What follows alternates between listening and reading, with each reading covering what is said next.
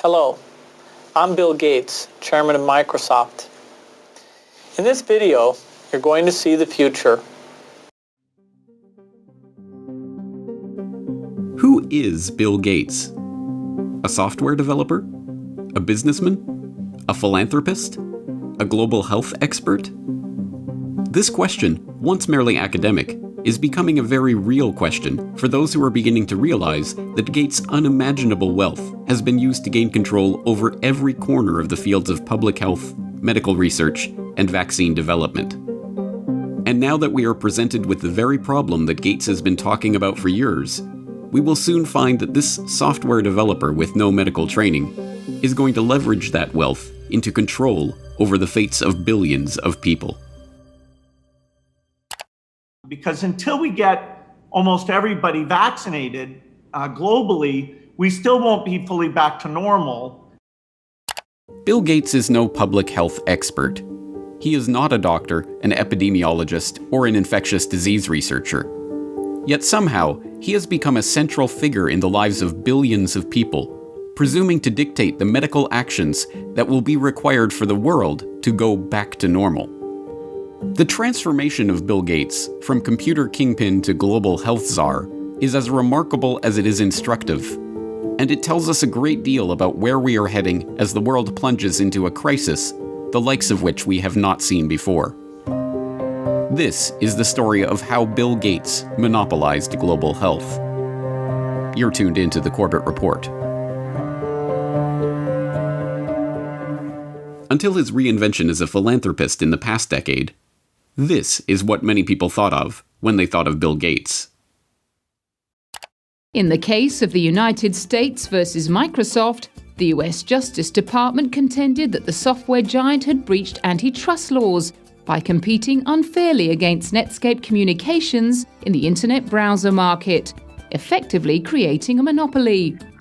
Bill's first concern was that the prosecution could potentially block the release of his company's latest operating system, Windows 98. Are you asking me about when I wrote this email, or what are you asking me about? I'm asking you about January of 1996. That month. Yes, sir. And what about it? What non-Microsoft browsers were you concerned about in January of 1996? I don't know what you mean concerned. What is it about the word concerned that you don't understand?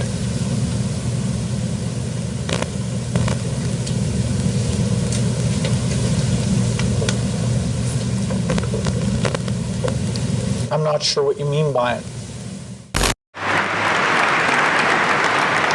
We're going to be working together on Microsoft Office, on Internet Explorer, on Java, and I think that it's going to lead to a very healthy relationship. So it's a package announcement today. We're very, very happy about it. We're very, very excited about it. And I happen to have a special guest with me today via satellite downlink. And if we could get him up on the stage right now.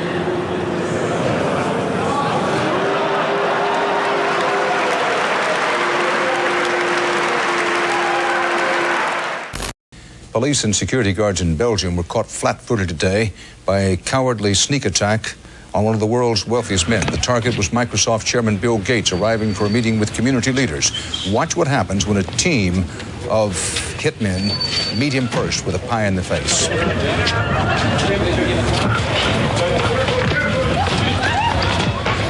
Gates was momentarily and understandably shaken, but he was not injured. The hit squad piled on with two more pies before one of them was wrestled to the ground and arrested. The others, for at least the moment, got away. Gates went inside, wiped his face clean, and made no comment. He then went ahead with his scheduled meeting. No word on the motive for this attack. But once reviled for the massive wealth and the monopolistic power that his virus-laden software afforded him, Gates is now hailed as a visionary who is leveraging that wealth and power for the greater good of humanity. In the 22nd century, a book will be written about the entrepreneur of the 21st century. I'm sure that the person who will foremost come to the mind of those historians is certainly Bill Gates. I don't think it's hyperbole to say that Bill Gates is singularly, I would argue, the most consequential individual of our generation. I mean that. Our next guest is one of the richest and most generous men in the world. Please welcome Bill Gates. At a time when everyone is looking to understand the scope of the pandemic and how to minimize the threat, one of the best informed voices is that of businessman and philanthropist Bill Gates. The process by which this reinvention of Gates's public image took place is not mysterious. It's the same process by which every billionaire has revived their public image since John D. Rockefeller hired Ivy Ledbetter Lee to transform him from the head of the Standard Oil Hydra into the kind old man handing out dimes to strangers. Don't you give a dime, Mr. Rockefeller? Please. Go ahead. Give it a dime. Thank you, sir. Thank you very much. I consider myself... Thank you for the ride. I consider myself more than amply paid. Bless you, bless you, Yes. bless you. More to the point, John D. Rockefeller knew that to gain the adoration of the public, he had to appear to give them what they want: money. He devoted hundreds of millions of dollars of his vast oil monopoly fortune to establishing institutions that, he claimed, were for the public good. The General Education Board, the Rockefeller Institute of Medical Research, the Rockefeller Foundation. Similarly, Bill Gates has spent much of the past 2 decades transforming himself from software magnate into a benefactor of humanity through his own Bill and Melinda Gates Foundation. In fact, Gates has surpassed Rockefeller's legacy, with the Bill and Melinda Gates Foundation long having eclipsed the Rockefeller Foundation as the largest private foundation in the world, with $46.8 billion of assets on its books that it wields in its stated program areas of global health and development, global growth, and global policy advocacy. And, like Rockefeller, Gates's transformation has been helped along by a well-funded public relations campaign. Gone are the theatrical tricks of the PR pioneers. The ubiquitous ice cream cones of Gates' mentor Warren Buffett are the last remaining holdout of the old Rockefeller handing out dimes gimmick. No, Gates has guided his public image into that of a modern-day saint through an even simpler tactic: buying good publicity. The Bill and Melinda Gates Foundation spends tens of millions of dollars per year on media partnerships, sponsoring coverage of its program areas across the board. Gates funds The Guardian's Global Development website. Gates funds NPR's global health coverage. Gates funds the Our World in Data website that is tracking the latest statistics and research on the coronavirus pandemic. Gates funds BBC coverage of global health and development issues, both through its BBC Media Action Organization and the BBC itself. Gates funds World Health coverage on ABC News. When the NewsHour with Jim Lehrer was given a $3.5 million Gates Foundation grant to set up a special unit to report on global health issues, NewsHour communications chief Rob Flynn was asked about the potential conflict of interest that such a unit would have in reporting on issues that the Gates Foundation is itself involved in. In some regards, I guess you might say that there are not a heck of a lot of things you could touch in global health these days that would not have some kind of Gates tentacle, Flynn responded. Indeed, it would be almost impossible to find any area of global health that has been left untouched by the tentacles of the Bill and Melinda Gates Foundation. It was Gates who sponsored the meeting that led to the creation of Gavi, the Vaccine Alliance, a global public-private partnership bringing together state sponsors and big pharmaceutical companies whose specific goals include the creation of healthy markets for vaccines and other immunization products. As a founding partner of the alliance, the Gates Foundation provided $750 million in seed funding and has gone on to make over $4.1 billion in commitments to the group. Gates provided the seed money that created the Global Fund to Fight AIDS, Tuberculosis, and Malaria, a public-private partnership that acts as a finance vehicle for governmental AIDS, TB, and malaria programs. When a public-private partnership of governments, World Health bodies, and 13 leading pharmaceutical companies came together in 2012 to accelerate progress toward eliminating or controlling 10 neglected tropical diseases, there was the Gates Foundation, with $363 million of support. When the Global Financing Facility for Women, Children, and Adolescents was launched in 2015 to leverage billions of dollars in public and private financing for global health and development programs, There was the Bill and Melinda Gates Foundation as a founding partner with a $275 million contribution. When the Coalition for Epidemic Preparedness Innovations was launched at the World Economic Forum in Davos in 2017 to develop vaccines against emerging infectious diseases, there was the Gates Foundation with an initial injection of $100 million. The examples go on and on. The Bill and Melinda Gates Foundation's fingerprints can be seen on every major global health initiative of the past 2 decades. And beyond the flashy multi-billion-dollar global partnerships, the foundation is behind hundreds of smaller country and region-specific grants, $10 million to combat a locust infestation in East Africa, or $300 million to support agricultural research in Africa and Asia, that add up to billions of dollars in commitments. It comes as no surprise, then, that far beyond the $250 million that the Gates Foundation has pledged to the fight against coronavirus, every aspect of the current coronavirus pandemic involves organizations, groups, and individuals with direct ties to Gates funding. From the start, the World Health Organization has directed the global response to the current pandemic. From its initial monitoring of the outbreak in Wuhan and its declaration in January that there was no evidence of human-to-human transmission, to its live media briefings and its technical guidance on country-level planning and other matters, the WHO has been the body setting the guidelines and recommendations shaping the global response to this outbreak. But even the World Health Organization itself is largely reliant on funds from the Bill and Melinda Gates Foundation. The WHO's most recent donor report shows that the Bill and Melinda Gates Foundation is the organization's second largest donor behind the United States government. The Gates Foundation single-handedly contributes more to the World Health Body than Australia, Canada, France, Germany, Russia, and the UK combined. What's more, current World Health Organization Director General Tedros Adhanom Ghebreyesus is in fact, like Bill Gates himself, not a medical doctor at all, but the controversial ex-Minister of Health of Ethiopia, who was accused of covering up 3 cholera outbreaks in the country during his tenure. Before joining the WHO, he served as chair of the Gates-founded Global Fund to fight AIDS, tuberculosis, and malaria, and sat on the board of the Gates-founded Gavi, the Vaccine Alliance, and the Gates-funded Stop TB Partnership. The current round of lockdowns and restrictive stay-home orders in Western countries were enacted on the back of alarming models predicting millions of deaths in the United States and hundreds of thousands in the UK. Imperial College in London released a COVID-19 report, and that's where most of our U.S. leaders are getting the information they're basing their decision-making on. The report runs us through a few different ways this could turn out depending on what our responses are. If we don't do anything to control this virus, over 80% of people in the U.S. would be infected over the course of the epidemic, with 2.2 million deaths from COVID-19. That 2.2 million deaths also doesn't account for the potential negative effects of health systems being overwhelmed. From this evening, I must give the British people a very simple instruction. You must stay at home. Enough is enough. Go home and stay home. A statewide order for people to stay at home.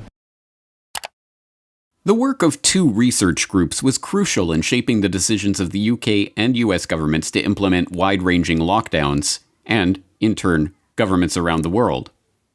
The first group, the Imperial College COVID-19 Research Team, issued a report on March 16th that predicted up to 500,000 deaths in the UK and 2.2 million deaths in the US unless strict government measures were put in place. The second group, the Institute for Health Metrics and Evaluation in Bill Gates' home state of Washington, helped provide data that corroborated the White House's initial estimates of the virus effects, estimates that have been repeatedly downgraded as the situation has progressed. Unsurprisingly, the Gates Foundation has injected substantial sums of money into both groups. This year alone, the Gates Foundation has already given $79 million to Imperial College, and in 2017, the foundation announced a $279 million investment into the IHME to expand its work collecting health data and creating models. Anthony Fauci, meanwhile, has become the face of the US government's coronavirus response, echoing Bill Gates' assertion that the country will not get back to normal until a good vaccine can be found to ensure the public's safety. If you want to get to pre-coronavirus, that might not ever happen in the sense of the fact that the threat is there, but I believe with the therapies that will be coming online, and with the fact that I feel confident that over a period of time we will get a good vaccine, that we will never have to get back to where we are right back now. Beyond just their frequent collaborations and cooperation in the past, Fauci has direct ties to Gates' projects and funding. In 2010, he was appointed to the Leadership Council of the Gates-founded Decade of Vaccines project to implement a global vaccine action plan, a project to which Gates committed $10 billion of funding. And in October of last year, just as the current pandemic was beginning, the Gates Foundation announced a $100 million contribution to the National Institute of Health to help, among other programs, Fauci's National Institute of Allergy and Infectious Diseases research into HIV. Also in October of last year, the Bill and Melinda Gates Foundation partnered with the World Economic Forum and the Johns Hopkins Center for Health Security to stage Event 201, a tabletop exercise gauging the economic and societal impact of a globally spreading coronavirus pandemic. It began in healthy-looking pigs, months, perhaps years ago. A new coronavirus. The mission of the Pandemic Emergency Board is to provide recommendations to deal with the major global challenges arising in response to an unfolding pandemic. The board is comprised of highly experienced leaders from business, public health, and civil society. We're at the start of what's looking like it will be a severe pandemic. And there are problems emerging that can only be solved by global business and governments working together. Governments need to be willing to do things that are out of their historical perspective, or for the most part, it's really a war footing that we need to be on. Given the incredible reach that the tentacles of the Bill and Melinda Gates Foundation have into every corner of the global health markets, it should not be surprising that the foundation has been intimately involved with every stage of the current pandemic crisis either. In effect, Gates has merely used the wealth from his domination of the software market to leverage himself into a similar position in the world of global health. The whole process has been cloaked in the mantle of selfless philanthropy, but the foundation is not structured as a charitable endeavor. Instead, it maintains a dual structure. The Bill and Melinda Gates Foundation distributes money to grantees, but a separate entity, the Bill and Melinda Gates Foundation Trust, manages the endowment assets. These two entities often have overlapping interests, and, as has been noted many times in the past, grants given by the foundation often directly benefit the value of the trust's assets. One of my favorite parts about my job at the Gates Foundation is that I get to travel to the developing world, and I do that quite regularly. My first trip in India, I was in a person's home where they had dirt floors, no running water, no electricity, and that's really what I see all over the world. So in short, I'm startled by all the things that they don't have. But I am surprised by one thing that they do have: Coca-Cola. Coke is everywhere. In fact, when I travel in the developing world, Coke feels ubiquitous. And so when I come back from these trips and I'm thinking about development and I'm flying home and I'm thinking, well, we're trying to deliver condoms to people or vaccinations, Coke's success kind of stops and makes you wonder, how is it that they can get Coke to these far-flung places? And if they can do that, why can't governments and NGOs do the same thing? And the charity of Microsoft founder Bill Gates and his wife Melinda is under criticism following the disclosure. It substantially increased its holdings in the agribusiness giant Monsanto to over $23 million. Critics say the investment in Monsanto contradicts the Bill and Melinda Gates Foundation's stated commitment to helping farmers and sustainable development in Africa. The study from the pressure group Global Justice Now paints a picture of the Gates Foundation partly as an expression of corporate America's desire to profit from Africa, and partly a damning critique of its effects. You could have a case where the initial research is done by a Gates-funded institution. The media reporting on how well that research is conducted is done. The media outlet is a Gates-funded outlet, and maybe a Gates-funded journalist from a media programme, and then the programme is implemented more widely by a Gates-funded NGO. I mean, there are some very insular circles here. Among the many criticisms, the idea that private finance can solve the problems of the developing world. Should poor farmers be trapped into debt by having to use chemicals or fertilizers underwritten by offshoots of the foundation? This is no mere theoretical conflict of interest. Gates is held up as a hero for donating $35.8 billion worth of his Microsoft stock to the foundation. But during the course of his decade of vaccines, Gates' net worth has actually doubled, from $54 billion to $103.1 billion. The Rockefeller story provides an instructive template for this vision of tycoon turned philanthropist. When Rockefeller faced a public backlash, he helped spearhead the creation of a system of private foundations that connected in with his business interests.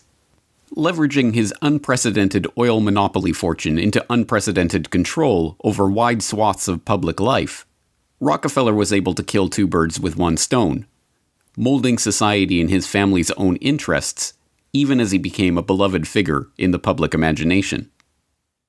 Similarly, Bill Gates has leveraged his software empire into a global health, development, and education empire, steering the course of investment and research and ensuring healthy markets for vaccines and other immunization products. And, like Rockefeller, Gates has been transformed from the feared and reviled head of a formidable hydra into a kindly old man, generously giving his wealth back to the public. But not everyone has been taken in by this PR trick. Even The Lancet observed this worrying transformation from software monopolist to health monopolist back in 2009, when the extent of this Gates-led monopoly was becoming apparent to all. The first guiding principle of the Bill and Melinda Gates Foundation is that it is driven by the interests and passions of the Gates family. An annual letter from Bill Gates summarizes those passions, referring to newspaper articles, books, and chance events that have shaped the Foundation's strategy. For such a large and influential investor in global health, is such a whimsical governance principle good enough? This brings us back to the question: who is Bill Gates? What are his driving interests? What motivates his decisions? These are not academic questions. Gates' decisions have controlled the flows of billions of dollars, formed international partnerships pursuing wide-ranging agendas, ensured the creation of healthy markets for big pharma vaccine manufacturers. And now, as we are seeing, his decisions are shaping the entire global response to the coronavirus pandemic. Next week, we will further explore Gates' vaccination initiatives, the business interests behind them, and the larger agenda that is beginning to take shape as we enter the new normal of the COVID-19 crisis.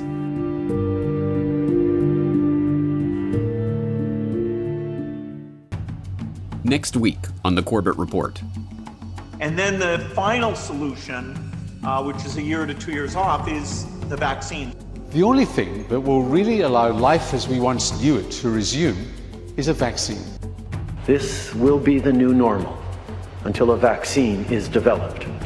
The truth is that this attempt to reorient the global health economy was part of a much bigger agenda.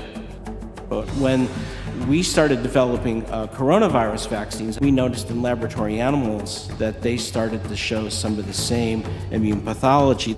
Just to head off the conspiracy theorists, maybe we shouldn't call the vaccine the final solution. Maybe just the best solution. Okay? Bill Gates' plan to vaccinate the world.